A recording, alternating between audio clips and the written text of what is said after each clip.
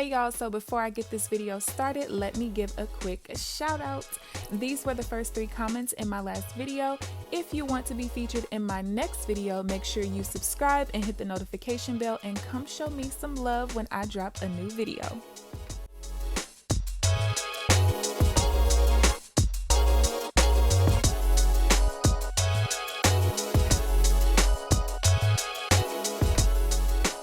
What's up, you guys? It's KeAmber Vaughn, aka CoachKe, coming back to you with another video. If you are new to my channel, welcome, and if you're not new, welcome back. Be sure to hit the subscribe button and also tap the bell so that you are notified of every new video that I post. So, as you guys can tell by the title of this video, sorry, I'm tired, I just finished working out. It's time for me to do the second December mock budget. I told you guys in the last mock budget that this one would be a little bit more complicated. As you guys can see just from looking at the calendar, I was right.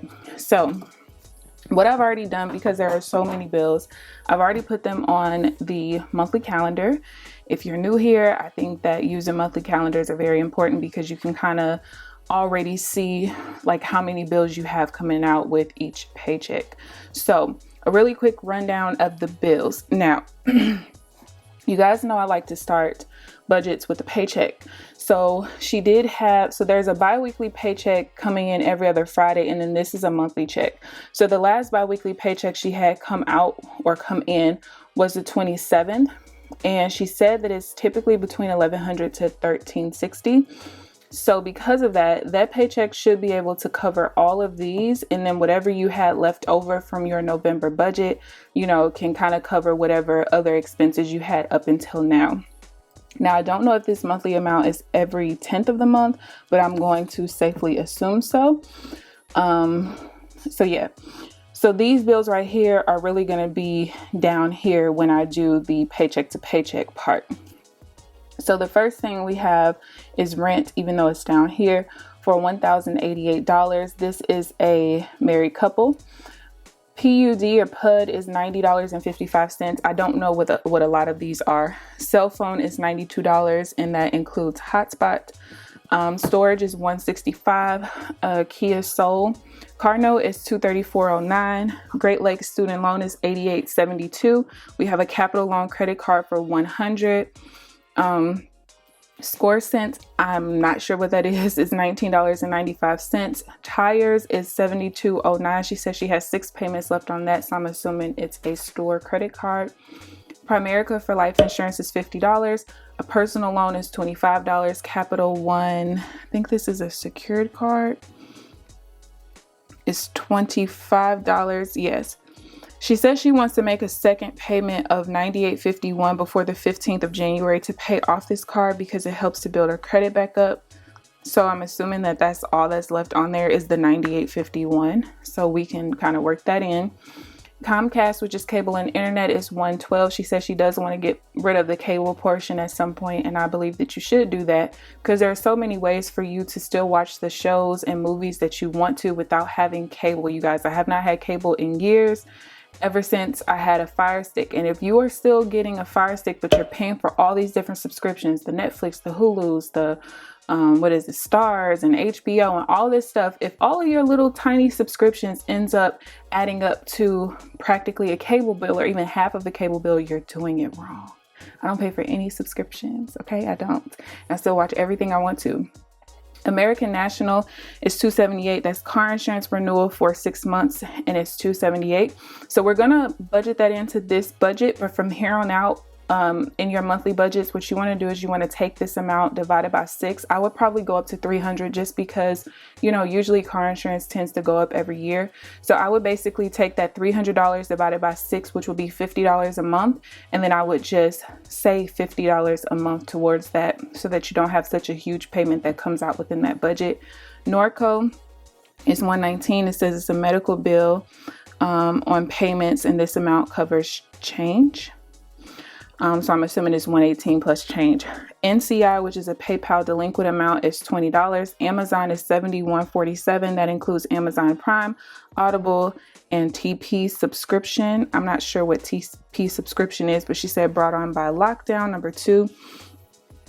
I believe I paid for the subscription with my secure credit card, so part of this would go for the payment for that card.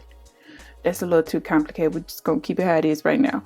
All right, self loan is $2,605, and then we have the federal loan, which is another student loan for $386. So I ain't gonna lie to y'all, right now all of these bills gave me a whole lot of anxiety, because even when I had my own place and had my own, you know, additional bills and stuff like that, I still didn't have so much. This gives me anxiety, you guys. Y'all hear some really weird noises and alerts and stuff going off. I'm in the middle of a trading session. I apologize. Okay. So I've already written out all of the fixed expenses on this page. Again, because there were so many, I did not want to do that on camera. So let's go ahead and add it up. This calculator app is literally called The Calculator. Get that question quite a bit, so I try to answer it in most of my budget videos. I think it's one of the best calculator apps on the iPhone, if you ask me. 165. So what she actually wants to do is she wants to be able to cover most of the bills with these two checks. Whatever can't be covered with these two is covered with this one, and then the variable expenses, saving, and extra debt payments come out of this one as well. Let's see, where did I leave off? 88.72. And I'm just gonna scroll back real quick to make sure I didn't enter anything wrong, because I was moving a little fast. All right, 100, 1995, 50, 25, 25, 119, 20, 7147, 2605, 386. Okay, so 2248. So you don't have that tight of a budget, but you can definitely reduce some things. Not sure if what you have storage can just be put in your home, but if it can, please get rid of that. Especially because storage fees go up every single year.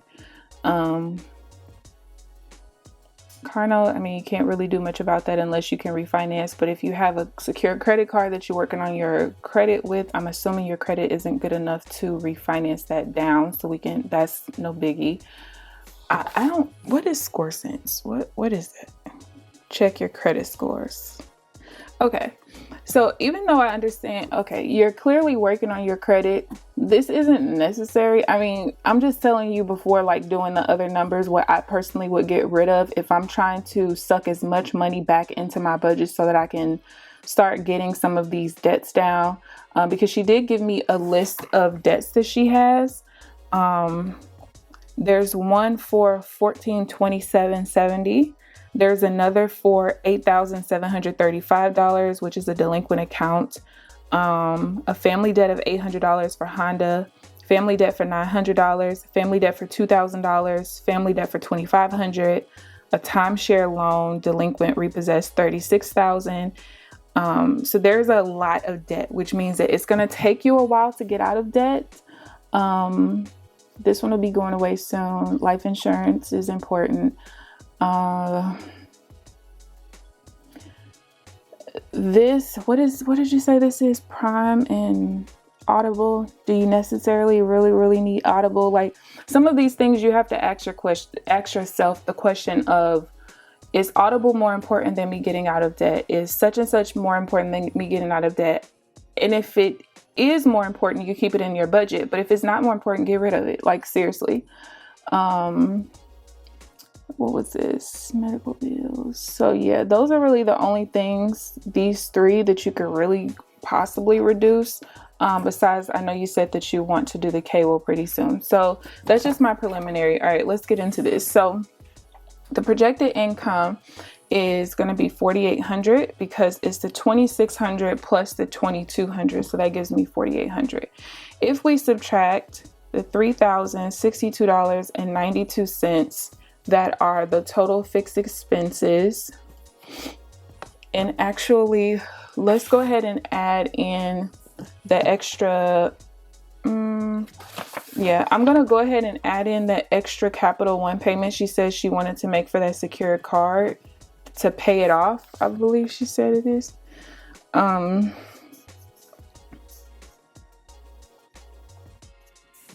So that's $31.61.49.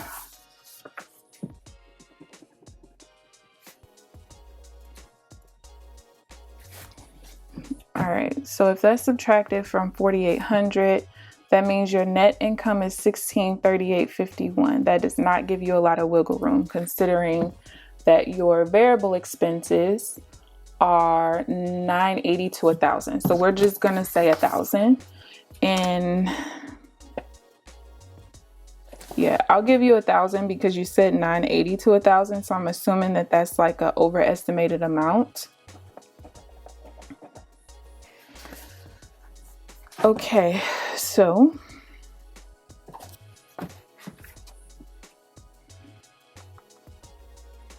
the percentage of your net income that has to go to your variable expenses is 70%, because you get 61.0, but you round up to the nearest 10% when you're still in debt. That gives yourself wiggle room for overspending.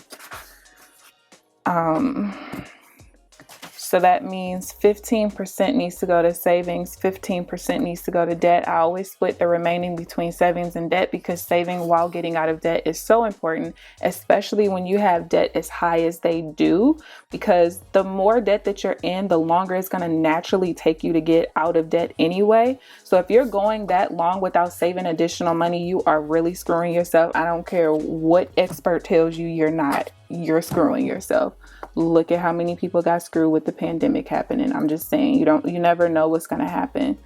So that's going to give you $1146.96 for everyday spending. So that gives you about an extra $150 for overspending, just in case.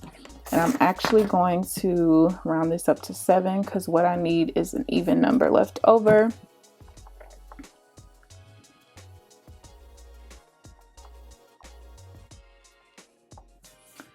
So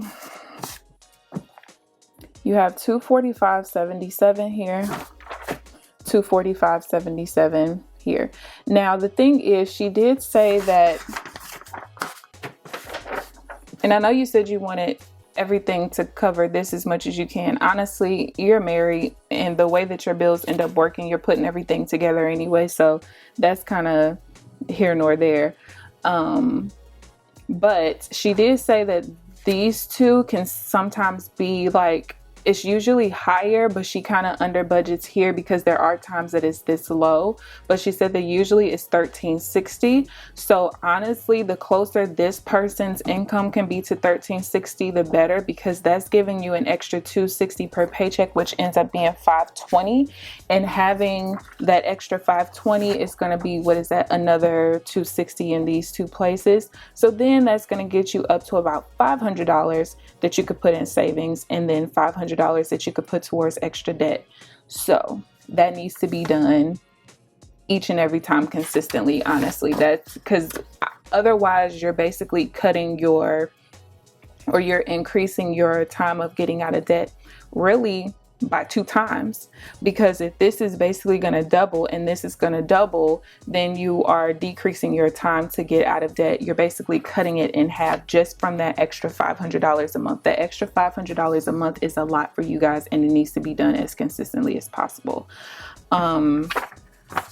Yeah. Okay. So let's get into the next part. And you guys aren't doing horribly. It's just with the amount of debt you have to literally squeeze as much money out of your budget and increase your income by as much as you literally possibly can.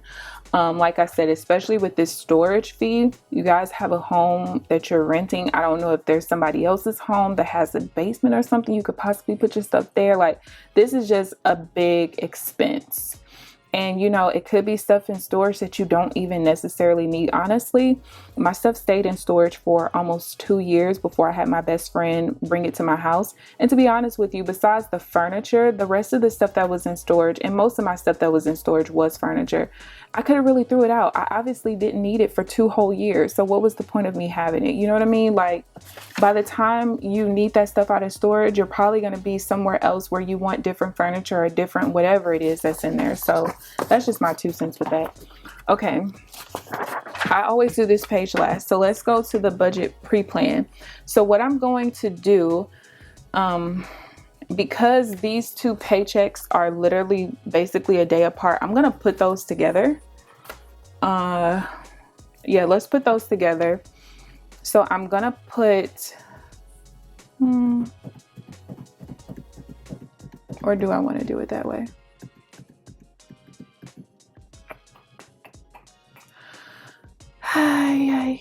Okay, yeah, I'm gonna put them together, and that is gonna give you 3,700. Then we have the other payday of 1,225, and that's 1,100. Yeah, let's do it. Okay, so you have Capital One, 4 cents, which I would get rid of. If you're building your credit, you should at this point be able to qualify for a real credit card. And if you can, just qualify for one where the credit journey is like part of it, or certain bank accounts like my Bank of America regular checking account, it has my credit score every month. So I don't need a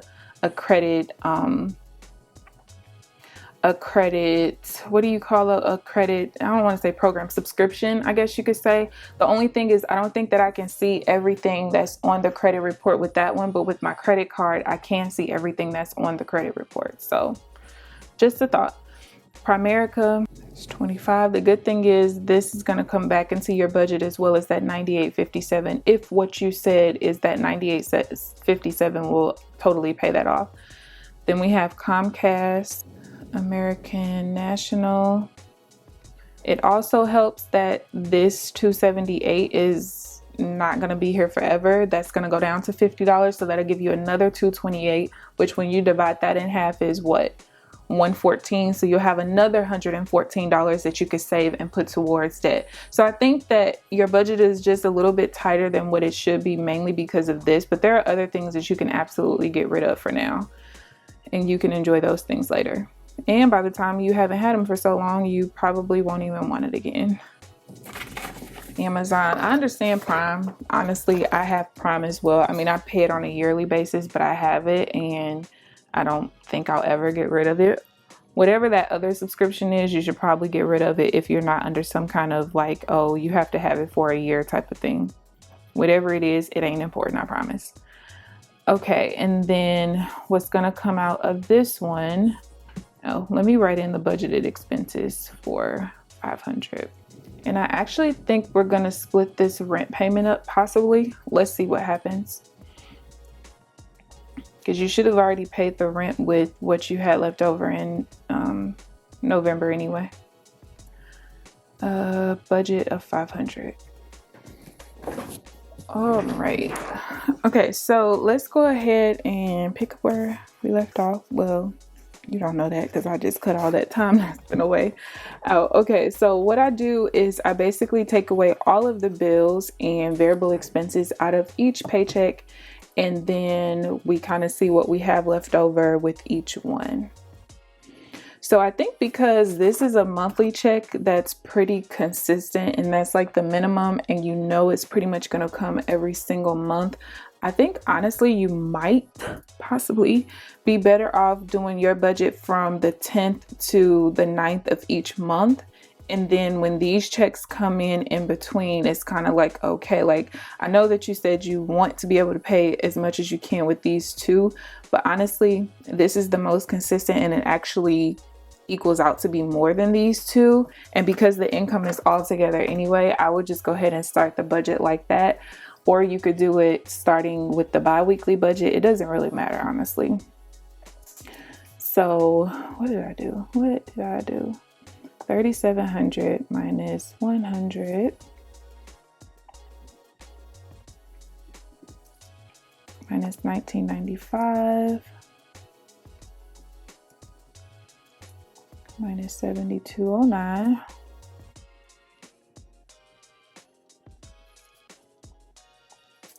minus 50. She says she wanted that extra payment before the 15th. So I've already written it into this one only because you said you wanted to pay it off, but really that extra payment for Capital One could be in your next budget, but we'll see which one has the most amount left over of these two checks, and then we'll just write it into that. So let me write it up here so I don't forget, because I have a tendency to do that. Okay, let's subtract 25.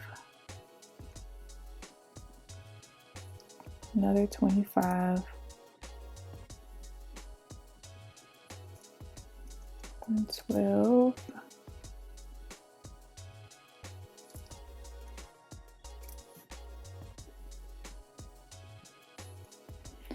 Yeah, the closer to you can get to having about $1,000 a month in disposable income, so you can save 500 and send 500 to extra debt payments, that would be great for you.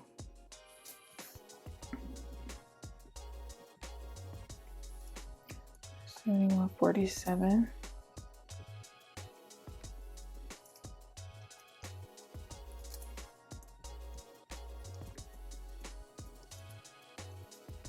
More than likely, this is going to be where you go ahead and make the extra payment to pay it off.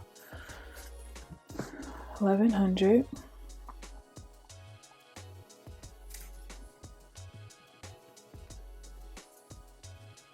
Yep, we're going to have to do something different for your rent, and you're probably going to have to do this from here on out, to be honest.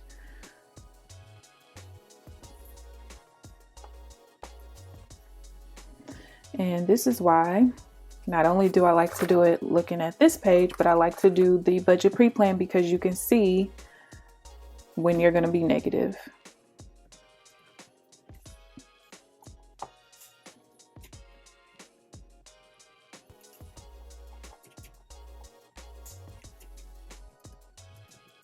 Now, the good thing is she is extremely negative on the second paycheck, so controlling the spending at the beginning of the month will definitely help that.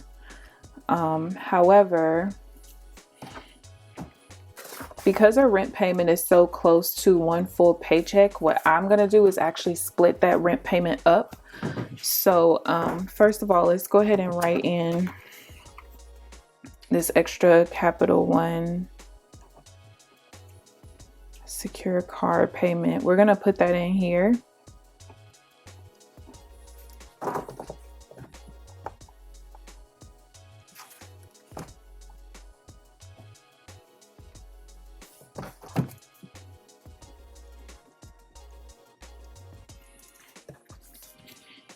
Okay, so we are going to, where's my green pen? We're going to write half this rent payment back in of $544, and I'm going to show you why.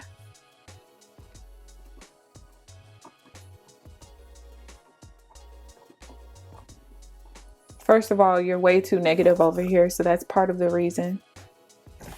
2182.87.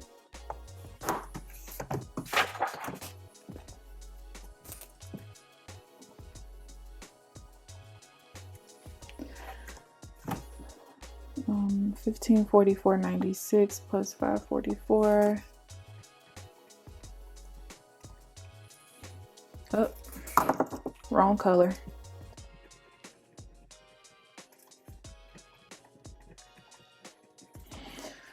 Okay, so first of all, we're doing this because you're way too negative. That's number one. But also because, like I said, your December rent should already be paid at this point anyway, and we're not starting your budget to down here. So what's going to end up happening is when you get this check, and honestly, you could take the full amount up here because you're so negative over here. You could take the other $544 out with these two checks so that you can put your January rent payment just off to the side with this check by itself. It's really up to you. I don't really care how you do it. But if you don't do it that way, what ends up happening is you save half your rent payment here. You save the other half here. So now when rent is due, you have the full amount off to the side already so that you don't have to worry about trying to cover your 1088 of rent with your $1,100 paycheck that's going to come right here on the 8th, because you don't get your $2,600 paycheck until here, right? Until like a couple of days later. Now, I know a lot of places allow you to go into the 5th with no repercussions, but it's close to the 1st that you can pay it the best. And actually, that ain't right. You're going to need that right here. Either way, you have the full amount here before you actually get paid again, so that what ends up happening is when you save half your rent payment, most of the time you end up having 2 magic months per year. Some people have more than that, but the typical is 2 magic months per year, meaning that you get your biweekly paycheck 3 times in a month, right? So what happens is by the end of the year, you have an extra 1088 sitting off to the side in an account. And you're going to end up putting yourself, by doing this, 1 month ahead on your rent. So you're going to end up 1 month ahead. And by the end of doing this for 12 full months, you're going to have that extra rent payment, and you can continue to do that over and over and over. And that's going to also help you, because you have so many bills, to not be so negative in one paycheck versus another paycheck. It's going to help you in the long run. So this is what I would do if I were you. There's really no other way to make this less negative unless you want to go ahead and move some of these bills and pay them early, which is absolutely no problem. Honestly, it's up to you how you want to do it. If you were to just want to pay some stuff up here instead of over here, just to make this one not so top heavy. If I were you, let's see, you got about $1,000 that you have to move over, because moving $1,000 over is only going to make you like $1 short here, and then you'll still end up being $600, almost $700 over, or having an extra $700 left in this budget. So I would honestly move. You can do the other half of the rent payment. That would be $544, and then I would go ahead and pay your, let's see, that would end up $970. So you can pay this one early, and really you can leave it at that. You're only like short about $30 if you move those. So if you move those over here, I think you'll be fine. So let's go ahead and do this page, and then I'm going to show you what to do when you get paid. Okay, so what you have left over per paycheck is $1,682.87. Then you're negative $1,096.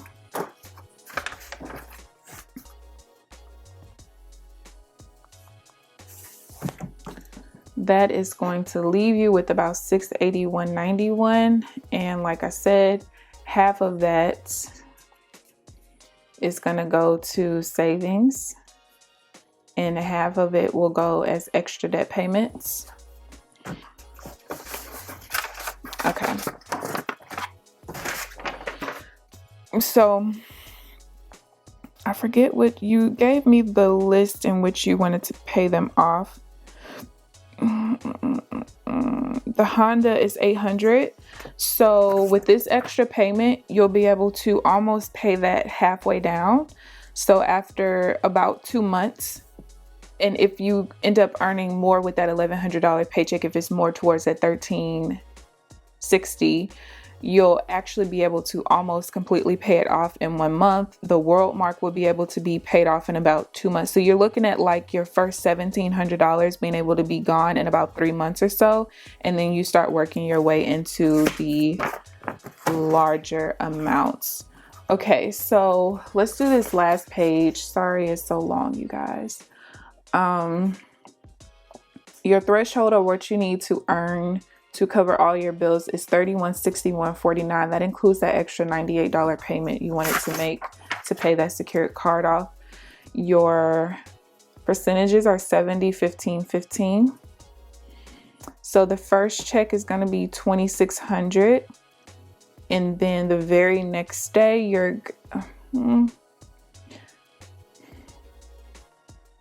Yeah, because you're going to end up keeping all of this in your checking account anyway. It's not enough to, so I could separate it on this. It's not enough to cover everything, so you'll just keep the $2,600 there.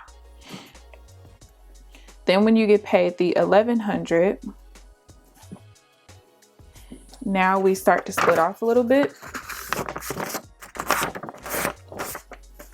So at that point, you'll earn $3,700. And then I'm going to subtract what you need to pay your bills.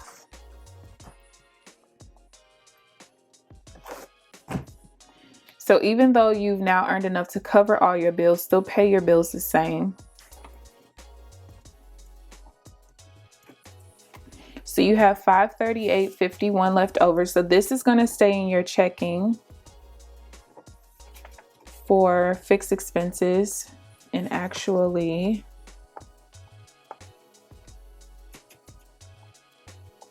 did that wrong. 3,700. No, what am I doing, girl? What?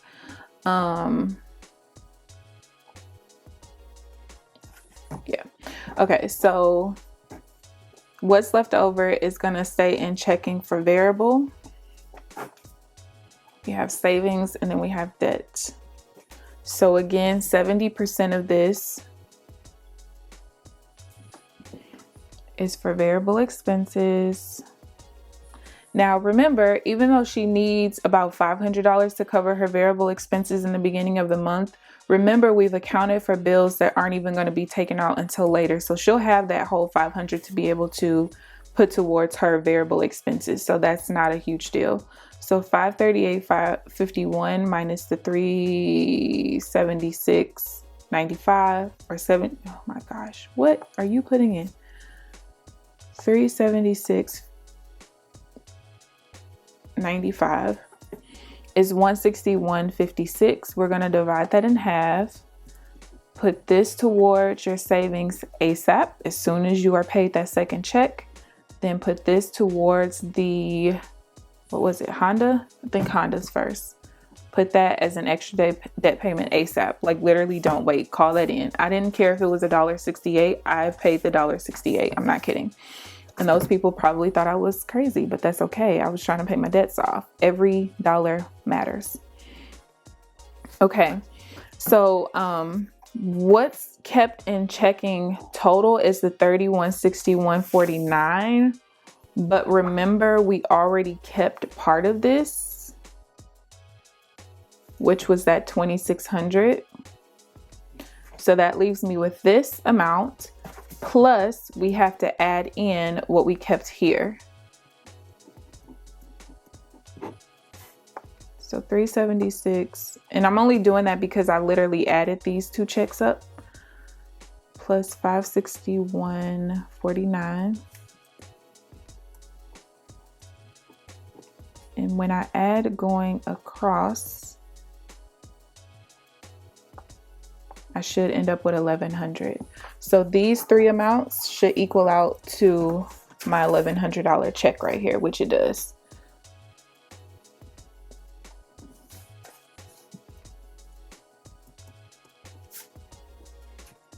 And last one. So when you get paid again on the 25th,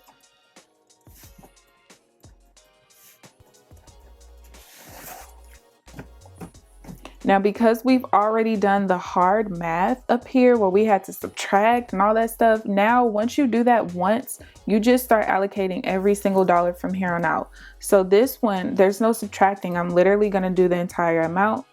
So we got $770. And then this is going to end up being $165 and $165. And that's that. Again, send this off as soon as possible. Send that off as soon as possible.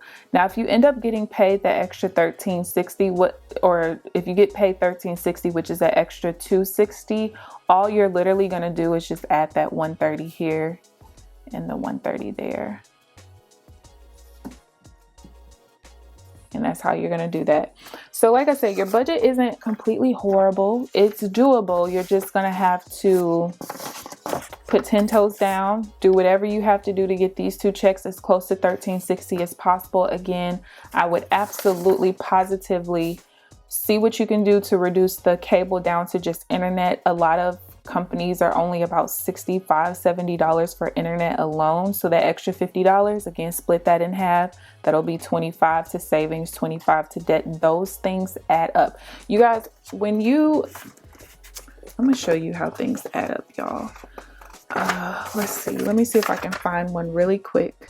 Because there are times where, like here, I only added $94.52 to my car sinking fund, right? And a lot of months is like that, where I'm just adding just a little bit of money.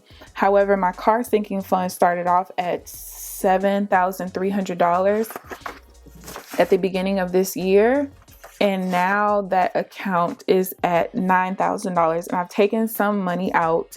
And then we have other accounts where I put a little bit more money in there. So those things do add up over time. Don't sleep on it. Don't sleep on it. All right, so that is the budget. If you guys have any questions whatsoever, feel free to leave them down below. I hope this helped you. You know, all you have to do is email me if you have questions as you're doing this budget for this month. But I hope you guys enjoyed it. Please give this video a thumbs up, subscribe if you haven't already. But other than that, I'll see you guys in the next video. Bye, guys.